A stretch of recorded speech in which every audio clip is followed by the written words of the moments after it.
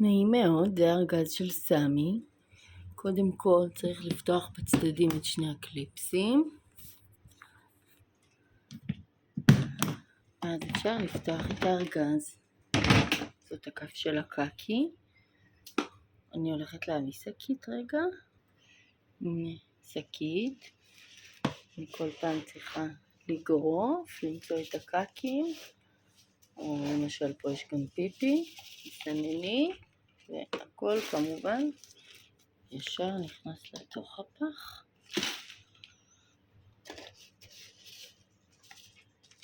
צריך לחפש טוב, מתחת לראות את כל מה שמסתתר ולהוציא את הכל. אחרי שאני אסיים אני אראה לכם איפה יש עוד חול, כמה צריך להוסיף.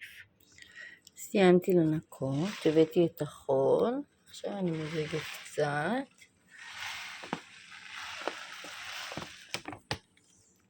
קצת קשה לעשות את זה עם יד אחת.